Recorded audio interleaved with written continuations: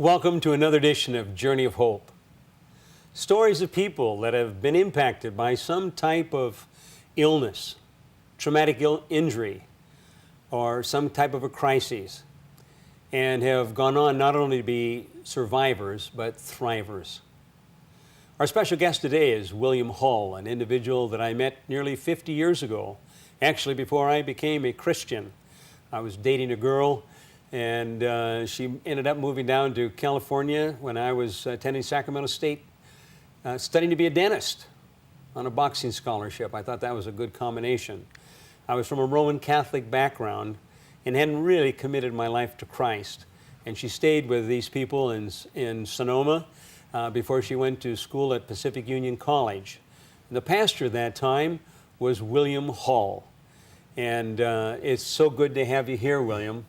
I'll call you Bill. That's right. And it doesn't matter whether you've got 40 years in the ministry and whether you've been a spiritual leader. It's still a sobering experience when you get those words. You have cancer. So before we talk about your cancer and your experience, let's talk a little bit about your background, where you came from, and your call to the ministry, and some of the things that you've been involved in. Well, it's good to be here, Lynn. Good to see you again. I was born at a very early age in northern Texas during the Dust Bowl days. And as soon as I was able to travel and Mother was able to travel, the family headed west. I was fifth of a family that finally was 6 children. And of course, the pillow fights were great with 6 kids. But we traveled and ended up at Buena Park. In fact, my mother used to say that I was in 6 states before I was in 7 states before I was 6 months old. And is that because you're moving through the states? Or? Through the states, okay. Traveling. Because we went by grandmother's place up in Grants Pass, Oregon, and ended up in 1933 down in Buena Park. Okay. Now, my father worked for Knott's and hauled all kinds of things. My father had had a truck since he was 16, so he always was hauling things for people. And he hauled things for Knott's Berry Farm and helped them. And the Knott's had a roadside stand, where as you went down... So when you say Knott's, you're talking about Knott's Walter in Knott's Berry Farm. Knott's Berry Farm. Okay. Yeah, Walter Knott's, who owned Knott's Berry Farm and developed the boysenberry variety. They had a roadside stand, and so as people went by, they'd stop and buy berries, and then Mrs. Knott's would make her berry pies. So that was always a favorite, and Sunday was the time when everyone went out to see what the Knott's had. In fact, it became kind of an interesting contest. He would bring something different. I remember the first time he hung an ox yoke on the side of the stand. And then he began to get old types of equipment, farm equipment. And then finally got a covered wagon he set out there. So every week he had to find something new because he knew every Sunday everyone was going to come out there to see what he got. And then he started building his, I guess you call it amusement park and so forth. And my mother was one of the... So you were there when they were really just beginning to develop this. Just beginning. Okay. And my mother was one of the first waitresses of his first little 6-table restaurant really? He had there. So they knew the family. And one day, I was already in college at Pacific Union College, studying and trying to work my way through college, when Mother met Mr. Knott downtown, and she told me about their visit. And he asked where we were, and she told him about what all the kids were doing, and mentioned that I was at the college studying to be a minister and working my way through. Lo and behold, it wasn't too long after that, I received a check in the mail of $300 from Mr. Walter Knott. Really? And of course, that covered a whole quarter of tuition back in those days. That was a lot of money in those days. So that was a little bit of our history there.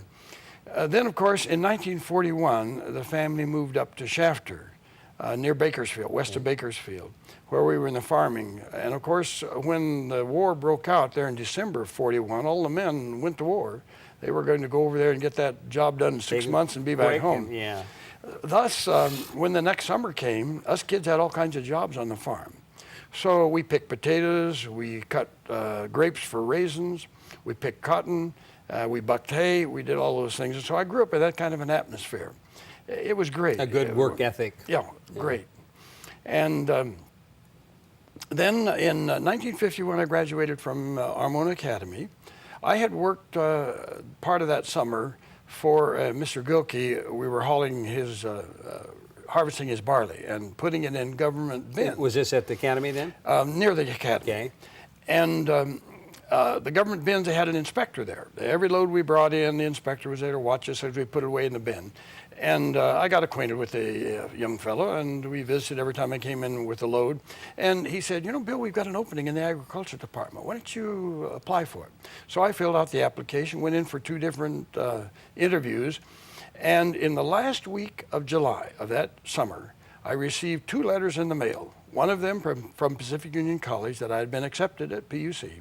The other that I had a job with the Agriculture Department of the state of California, and I would be assigned to Kings County, which was where we were living. Wow, what a decision for an 18-year-old. Now, I enjoyed giving Bible studies at that time. I enjoyed studying. I was wanting to be a minister, and so I wrestled with that for a long time. So you kind of had this in the background, kind of a call to the ministry. And I decided, did I want to deal with people or did I want to deal with bugs, which would be the agriculture department. So, but I finally decided, no, I wanted to be a minister. So I went away to PUC, and that was an interesting part of my life. The Lord blessed and amazing miracles to get me through. So you graduated in what year then? Now, 57, because I went 2 years into the Army in the Korean crisis, interrupted and then I graduated. So that probably helped you out a little bit when you went back to school then? Yes. Okay. Oh, GI Bill was a wonderful big blessing for you. Great. So where did you begin your ministry then? My first church was at Lake Tahoe, South Lake Tahoe. Okay. And then to Fresno, then up to Modesto, then into the MB Department in Northern California in youth ministry, and then to Lodi Academy to teach Bible, and to Rio Linda Academy as Bible teacher and church pastor. So you were pastoring and then went into education and then came back into pastoring again? And that's when I ended up after Rio Linda, went to Sonoma, and that's where I met you, there in Sonoma. And then from Sonoma to Lodi, and then from there down to Faith for Today. I spent 10 years at Faith for Today. While I was at Faith for Today... I need to interrupt you because that's right. When I remember when I was going to Sacramento State, and I was a Roman Catholic, and I went down to date this girl that not everybody was really excited about my dating this girl that really had an Adventist background and planning on going to Pacific Union College. In fact, when I first went down, I ended up sleeping in the vineyards. I mean, they didn't want anything to do with me, and I would meet her after she got out of church and spent the weekend with her, and then I would go back to Sacramento State.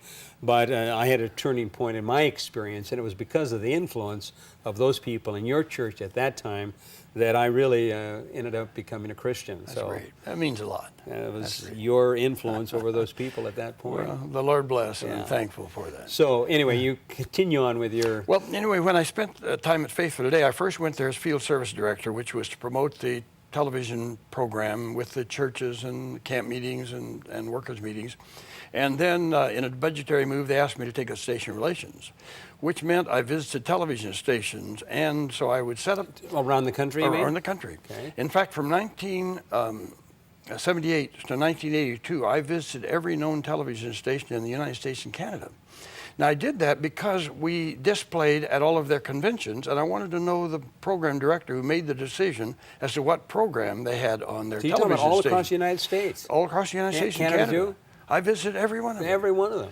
And I did it while I was traveling to churches. So usually I would set up every month. I had a 3-weekend and 2-week trip. And I would be in the churches on the weekend and then visit stations during the week, church on the weekend, visit station of the week, and so forth, and then back home. And so during the summer, though, I went to camp meeting after camp meeting after camp meeting. Again, in behalf of Faith for Today. Yes. Okay. The first summer, I was flying all over the place, camp meeting to camp meeting. And my wife was home by herself because she teaches music, and the school year was mainly active, and here she was sitting by herself, and I was flying around the country. So when we got back home that fall, I told the treasurer, I said, you know, isn't there some way I can do differently? I think, and I penciled out that it would be as cheap or cheaper for me to drive, and she could go with me. And so we did. We drove all over the country, all across Canada, and all over the place. For several people years. everywhere. Oh yeah, it was great. Now my wife likes to read, so while we were traveling, she would read books and watch the scenery, and then read and watch the scenery, and I would listen. And in the process, we averaged 9 books per summer. Oh, did you really? So that was really great. The Lord blessed. And you had, how was your health over the years? I was great. No problem whatsoever. No problem at all. Great health. Basically strong as an ox, I thought, and didn't stop me from doing anything. So, but it's interesting, during Faith for Today's time, They had sent a donation into the National Religious Broadcasters Organization, and the treasurer there said, "Oh, this is enough to make the member." So made Faithful Today a member of the National Religious Broadcasters Organization. Well, when some of the staff saw that, said, "Oh, wait a minute, they can't be members. They're Adventists, you know." And because there was that negative attitude against Adventism, we were a cult and so forth. Right. But here I was a member. I was voted on their TV committee in '69 and served for about 25 years on their television really? committee. Now here I was an Adventist that wasn't supposed to have membership, and yet I was on their committee planning all kinds of their workshops and meetings and so forth. So I found that very interesting, and developed a lot of wonderful friends. Well, I mean, it's interacting and relating with people that you develop friendships, Yes. and they begin to see a different perspective of what a Seventh-day Adventist really is. Yeah. So now everything's going fine. You got 35, 40 years in the ministry. You're about ready to retire. Yeah, and that tell was us what happened. Yeah, in because some things begin to change. Right. In 1996, I went in for my annual physical, and the doctor said, how's your PSA? I said, "What's PSA?" And he explained it to me, and he said, "Well, we better take a blood test." So they took the blood test, and it came back 6.4. Now, if I knew what I know now, I would have become aggressive in some kind of treatment. But he said... So at that point, you're in your, how old are you? Well, let's see, I was about 63, I think, somewhere in there. In my 6.4. And tell the audience here and tell me what a PSA is. Okay, the PSA is the measurement of the protein that's in your prostate. And so that's the way they use to kind of measure it's an the indicator. presence of It's a measurement. an indicator of cancer or any problem. So he put me on antibiotics, thinks, well, maybe we've got an infection there. It came down to 5.3, okay. And it hung around 5.3, between there and 5.7 for 8 years. Now, every time I'd ask the doctor, I said, "Is there anything to worry about this PSA at that?" "No," I said, "only if it jumps, we'll worry about it." Well, as I said, if I knew then what I know now, I would have aggressively sought some kind of biopsy and treatment and so forth. But anyway, in the process, of course, I had ED and all those other problems that go along with it, and they tried all kinds of medications. And then I retired, finished developing a television station there in Boise, owned and operated that. And then in 2000, we moved down to Hemet, and I developed a FM radio station in Temecula. And so that's kind of the background of my activity. And then in '05, it was '04, December of '04, my PSA came in at 6.8, I think it was. So it had jumped up. It had jumped up. Okay. And so the doctor sent me over to the gynecologist. How about not a gynecologist? You want to go to urologist. Urologist, okay. Yeah, if you went to a gynecologist, you'd have a little problem. Yeah. Okay. Went to the urologist, and he took another test. It was 7.1. So then they did that famous shotgun biopsy. They decided to take some biopsies. Yeah. How many did you have? Do you remember? I think at that time I had 12. 12, okay. Now, after reading Bob Marchini's book, I should have had at least 16, I think. Well, but you got the 12.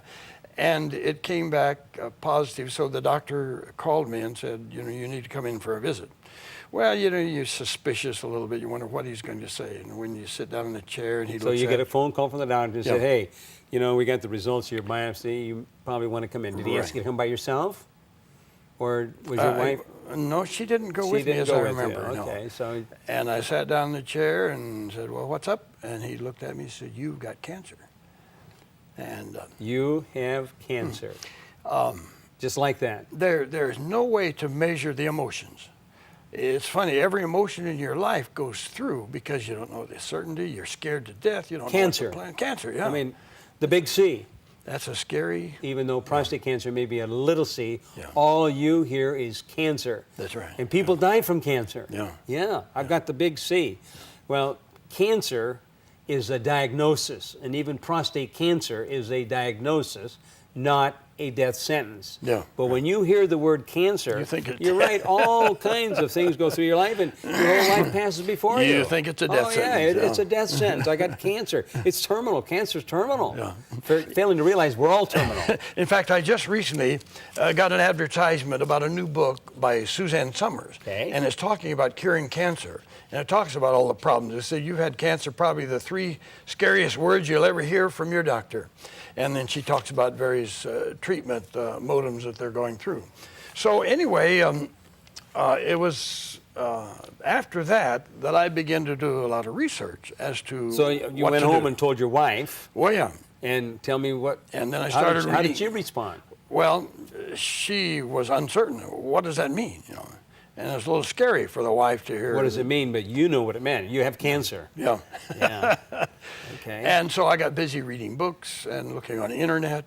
I knew that Loma Linda had treatment. I'd read an article in one of our magazines about them treating eye cancer. I think one of their first things was treating eye cancer with a proton treatment. But I knew very little about it. And my HMO kept saying I should do surgery, or I should do seed implant, or I should do radiation and so forth, because they didn't want to pay for the costs of Loma Linda proton treatment, even though I began to see that may be the way to go.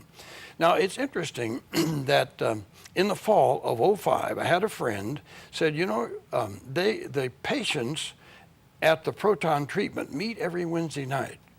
Go see if you can take that meeting in. That's the educational support group, Support group for cancer patients, and many of them are prostate cancer patients. I visited that meeting 2 consecutive Wednesday nights. And I've been to motivational meetings. I've been to sales meetings where everybody's all hyped up and excited. There is nothing like it when you go to that meeting to hear the report of the alumni who come, and to hear the people who are patients talk about it.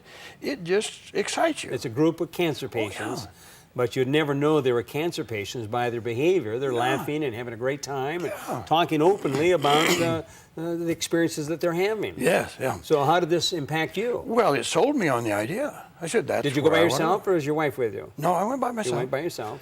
She's usually busy teaching piano lessons, even in the evening. And so I decided that's what I wanted to go. Well, dealing with my HMO and the insurance was a problem. So I finally had to drop my HMO, apply directly to Medicare, and to get the treatment worked out. And Medicare covers proton yeah. treatment, okay. So then I started in September of '05 and finished in November of '05. Had 44 treatments, and they were pleasant treatments. It was fun. It took about an hour. It was fun. I mean, I hear this again. People talk about the doctors. They use nurses. different experiences about their experience here. And I mean, I've heard people say, you know, it was a radiation vacation. Yes. Or, you know, they talk about it as the best time of their life, you know, a transforming experience. So did you, again, come by yourself for the treatments? Yes, I came each day. I kept on working. You Worked every day. Continue working. And I just Even drove though you had in, cancer and you were being treated for drove in, cancer. got my treatment, rode back home, and went back to work. Okay. And, excuse me. And so it was really a kind of a pleasant experience for me. The only side effect I had was Rose hips. Rose hips. They traded treatments. One day they would do it on the right side, one day the so my hips got a little red and rosy. Now, that probably didn't happen until towards the end of the Toward treatment. the end of it. And you're talking about some little rose spots. No spots on my hip. And that's why some of the fellows said, you know, I didn't experience anything before I came. I didn't have any side effects before I came. I didn't have anything when I'm here, and I'm leaving now, and I don't know anything except I got these little rose spots. There must be something going on. So you finished the treatment. This was 5 years ago now. Yes. 5 years ago. It's interesting. My PSA dropped from 7.1 and a cancer aggressiveness of 6. That's down, a 3+3, which is a normal. That's a normal. What we say sometimes the garden variety. Right. Yeah. A Gleason score. That's a rating. The Gleason score. Okay. And it dropped down now to where I have no evidence of cancer, and my PSA is 0.4.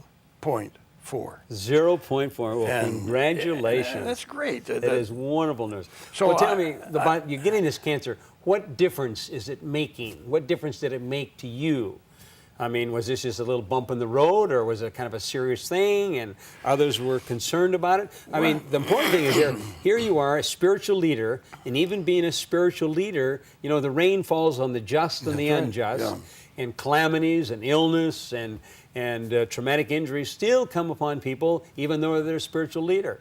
I mean, did you wonder where God was? Well, yeah, you always ask that question: why God? You know, why me? And then you think, well, you know, I'm not that any different. You know, why not me? You know, that's the important question. Yeah. Why not me? That I'm just like everyone else, and but the miracle that takes place after that is always the excitement part of it. God changes things, and He answers our needs. Now, I wish I had known about Bob Markini's book before that. You Can Beat Prostate Cancer. Oh yeah, because he, Bob was here course, about 10 years ago. and was cured and has developed a group of fellows, and it's wonderful. And has written this book. Yeah, when Bob left 10 years ago, there were about 9 people, and they decided to call themselves the Brotherhood of the Balloon, or the Bob, and kind of an acronym there. And when Bob left, he said, how in the world am I going to stay in contact with 9 people? Some of us in administration heard about it and thought, this is a wonderful opportunity for patients to stay in contact with one another and with the institution. And that little group that Bob started is over 4,400 now in all 50 states. And I think there's 27 countries. It's the largest international support group for prostate cancer and cancer awareness in the world. And his book is really an excellent book. I wish I'd had that earlier. You know. Well, Bob said he wrote a lot the of book questions, and you know? wishes that would have been available for him, because, and I find that many of the patients come in, they read the book and say, you know, he's answering the very questions that I've gone through here. Yeah. So now, tell me what difference having cancer has made to you. There's 2 questions I leave with many of the people that come in here once we get acquainted. I said, one is, now that you have cancer, what difference is it going to make to you? That's the first question. The second question I want them to think about, and I begin to share this with them after they've been here for a little while, now that you have cancer, and now that you've been treated, and now that you're leaving, what difference are you going to make? Well, the first question, it makes you measure life differently. Suddenly you realize that you are not infallible, that you can be struck down, you can face a dangerous disease. Although you see mortality for the first time, face to face. Suddenly you begin to think, you know, I want to live till I'm 100. Is that going to happen? And you begin to question, how long is how long? You know? And then you become enthused to want to share it with others. So I bought a bunch of those books. I've given them out to a lot of people. Yeah, and for the listening audience, you know, You Can Beat Prostate Cancer is available on Amazon.com, and you can locate the book there. It's available in other places, but that's a good place to go. So if anyone out there is facing prostate cancer, or your doctor has told you you've got cancer and it's prostate cancer or any other kind of cancer, get that book and read it, and then come to Loma Linda and get treated, where things work out great. So I've been appreciative of that. So this was 5 years ago that you were diagnosed, and you've been treated, and now your PSA is down where it's negligible now. So you're doing fine as far as being treated for prostate cancer. What difference has it made to you? Well, again, the measurement of life. You want to help others, and you look at life a little differently, and you try to live every minute, every year, and enjoy every bit of it. Have you been back to the medical center or to the support group? Oh yes, meetings? I've been back to the support group several times, and it's always exciting every time. Well, they love to have people come back that were treated, whether it was 1 year ago or 10 or 15 years ago, and say, hey, here's a guy that was treated, and look at him, and look at how he's doing. And you know, some of the people they begin treatment, and even while they're here, it's too good to be true. You know, they talk to a number of different people, and I had some people say, are the people I talk to, are they part of your marketing staff? You know, I said, no, they're just very happy patients that were here and are willing to share their experience. Yeah, it's a blessing. You know, I thank the Lord for one thing, and then I thank the doctors and nurses and technicians. I want to thank Dr. Jim Slater for the idea and getting it started and promoting it, and for the church who adopted it, and the medical institution that incorporated it as a part of their treatment program. It's great. It's a blessing. Now I understand that there are several centers like this all around the world because of this good type of treatment. Yeah, it all began here in Loma, Linda 20 years ago. We're coming up on our 20th anniversary. We've treated over 14,000 patients. Wow. Probably 70%, 68 to 70% of those are prostate. When we started that first year or so, we were treating 1 or 2 types of cancer. But now today we're treating 44 different types Is of that cancer. right? And they're continuing doing all kinds of research and on the cutting edge. I We got a understand. clinical trial with breast cancer. That's what I understand. We have a They're clinical trial. You may not have heard about it. But we have a clinical trial that for prostate cancer, normally the patients now coming in, when you were here, was 44 treatments. Now they're getting 45. But several months ago, we began a clinical trial with 20. Not 20 treatments, but 20 days of treatment, where they come in on one side on the first day of the treatment, and then they come on the second on the other side, so that they get really 40 treatments in a period of 20 days. And we've backed off. We're kind of analyzing the data and see how that's going. So they're doing two treatments per day, They're doing 2, yeah, which at gives the them same 40 time. treatments in 20 days. Correct, Oh, and that's it great. looks well, very, you're very shortening their promising. vacation. Yeah, and we've got a clinical trial for breast cancer where women with a certain type of cancer, an early stage with a lumpectomy, is followed up with just 10 treatments instead of the normal 35 or 40 radiation treatments. So it's very, very fascinating. Well, what are you doing now that you're retired, but I know that you're still going. You're still doing a lot of different things. I'm still climbing ladders and putting up satellite systems so people can get the Christian programming. You're doing satellite systems so that people can watch LLBN. That's right, and watch this program. Yeah, that's right, and I appreciate that. And you've been making a number of different contacts. Well, I want to talk to our listening audience here. You know, Bill, again, is an example of one of the people out of the thousands of people that have been in Loma Linda that have been treated for cancer. And he shared his experience and what a sobering experience it is. Even though you're a spiritual person and even though you're a minister of the gospel for over 40 years, he still received those sobering words, "You have cancer." But Bill worked his way through it with his family and other people praying with him and praying for him. And I want to tell you out there in the audience that I know there's some people that even this week have found some very sobering news.